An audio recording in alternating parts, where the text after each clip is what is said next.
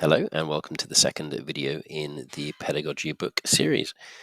We are looking today at David Didau's newest book called Intelligent Accountability, and I have to say it is brilliant um, for a whole host of reasons, and I'm not going to do it justice in this little chat, and it must be read. I have written a blog post about it where I've copy and pasted some of the highlighted notes I made from my Kindle edition. So that might be a good place to go to after this video chat. But I would strongly recommend buying the book, gold plating it, and keeping it somewhere on display in your classroom. It is incredible. It's about leadership. It's about what school leadership should be and why it hasn't been that ever, but particularly over the last 10 to 20 years. So I'll sort of go through this presentation and we'll sort of expand on these points as we go. So one of his key features or key arguments is this: no one knows all the answers, and no leader, no matter how good, is going to be able to make all the decisions, all the correct decisions, all of the time. And he goes for this idea of what he calls a surplus model, where a leader's job is to ensure that all teachers can maximize their impact, can be the best that they can be, to remove the barriers to teachers from achieving at the highest levels.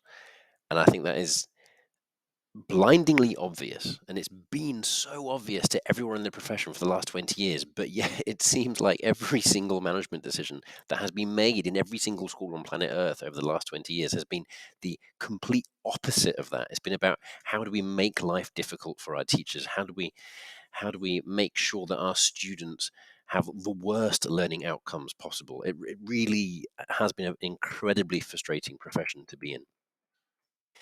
And yeah, it comes down to this idea of accountability, right? As far as I can tell, in the profession, there was almost no accountability for most of the 20th century. In fact, maybe the entire 20th century. Um, if you got poor exam results, it didn't matter. If you had poor behavior, it didn't matter. And anyone over a certain age has got great memories and stories of teachers they had at school who would do almost nothing. Yeah, I mean, beyond just the classic kind of teacher that would talk at you the whole time, or the teacher that wouldn't talk at you at all and just ask you to read from the book or copy stuff down. Um, it didn't matter. The teachers would disappear at lunch and all go to the pub and then come back. They'd all be sat in the staff room reading papers. It's things the teachers today could only dream of doing. It's just almost fantasy land to imagine doing either of those things whilst at school.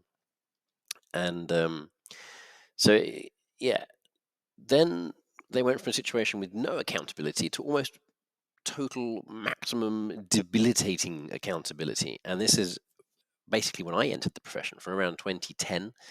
I estimate this is around about the height of the accountability sort of tornado that was tearing the profession apart. Um, and I've got a little anecdote I'll tell in a minute, but the quote here you can see is too much time proving what has been done, not enough time to do what needs to be done. In my first teaching job down in Medway in Kent, I was working at a school where every teacher had to submit lesson plans for all of their lessons coming up that week on a Sunday afternoon. And I was submitting them, and I did a word count on them, and my lesson plans were around about 500 words each. I can't remember off the top of my head now how many lessons I had, but I was working on a full timetable. So I don't know, we're talking 10, 15, more than that, lessons a week. So basically I had to write more than dissertations worth of words every Sunday. And so that's what I did every Sunday. And it would take me all Sunday to create these lesson plans, and I was getting feedback that they were not detailed enough, so they had to be more than 500 words each. And then what would happen is on a Monday morning, the students would pile into the classroom. I'd pick up my lesson plan. It would say, right, activity 1, card sort. Right. Well, I wouldn't have a card sort because I didn't have time to create one, because no one cared if I had the resources or the tools that I needed to teach. All that they cared about was that my lesson plans were in the correct folder at the correct time by the deadline, and that's what made me a good teacher. And actually, I was. My first few months there, I got rave reviews from everybody because my lesson plans were of extraordinary detail. But it wasn't sustainable. It just absolutely wasn't sustainable. And the learning outcomes for my children were almost non-existent. And so it's that discrepancy between, some people telling me I was a fantastic teacher, but yet me knowing that no one was walking in my lessons having learned anything.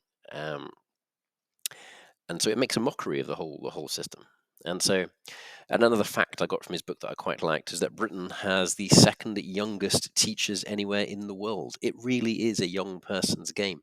When you are having to work so hard, when you're writing 20,000 words on a Sunday, it's not sustainable. You can't do it. You can do it maybe when you're 22, 23, 24, and then you burn out. Then you realize that there are better things that you could be doing. Then you do the maths and you work out your hourly rate is actually about 43 pence an hour. And you think, you know what? Nah, this is definitely not worth it. And people leave. People leave in their droves. I think 1 in 3 teachers in the UK don't make it more than 4 or 5 years. I forget the exact stat. It's quite a common stat, and it's repeated in David Didau's book. Anyway, and this as well is one of the things that frustrate teachers and frustrated me going into the profession was this. Effectively, we were graded on a whole range of different metrics, one of which was lesson observations. People would come in and you would put on a show. Everyone would put on a show. We would know what the criteria was. We'd know that there were 10 or 12 things that we had to do in the lesson for it to be graded outstanding, and so we'd do those 10 or 12 things regardless of if it was suitable to do those 10 or 12 things at that particular time for our student. So we'd do those things, but then it really was so objective. No, that's the wrong word. Subjective. That's what I meant. Right? It's so subjective, and it says here 63% of lesson observations are graded differently by different observers. And he says quite rightly, you'd have more accurate lesson observations if you simply flipped a coin. It is insanity that a industry has been operating like that for 20 years. I mean, what a chronic waste of talent and life. It's just appalling. And then this is another quote that got me leaping out of my chair for joy, because I was thinking this from day one. It says here, in many ways, educational research is in the same parlous state as medieval medicine. Um, and it really is. When I remember when I started teaching, and they said, "Right, you must do this, and you must do this, and you must do this," and you'd be like, "Right, okay, well, why? Where's the research? Where's the evidence that says this is good?" And then, if there was anything at all, it would be a solitary case study from the 1960s in which a psychologist did an experiment with 10 kids and 8 of them did this, and so therefore that's what we do. Like, what? That was when we had to write our essays for our teacher training. It was those kinds of things you'd come across, which would be the foundation stone for all of our. It was like this again. In no other profession would. And I think that's the almost why teaching's so perverse in many ways. You've got a group of incredibly talented, academically rich people doing the dumbest stuff, and I think that is what drives people away from it, because you just can't do it. It just intellectually destroys you. And so for someone like David Didau to put it in black and white is very, very reassuring. And so I said there's a whole lot more to his book other than just someone of my generation being able to have a good old moan. And so I'm doing it a huge disservice. But key to his leadership model is this idea of a surplus model that teaches, so the single most important role of the leader's job is to make it easy as possible for teachers to teach. All else flows from that. One key bit I did think was quite important from it was that he recommends that not every teacher should be treated the same. I think he says somewhere like, it's not fair to teach every teacher the same. And it's just like with our students, it's exactly the same situation.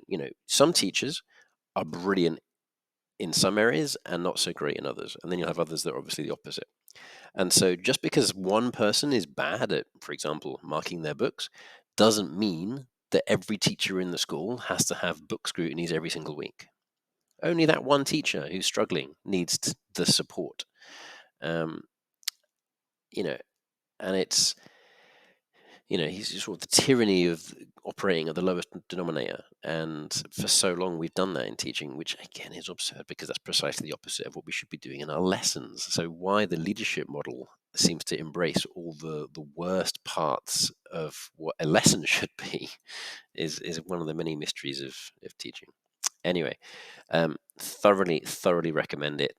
I've not done it a service at all. I've merely used it as an opportunity to have a moan about my own experiences, but it chimed so well with everything I've experienced in what 12, 15 years in the profession.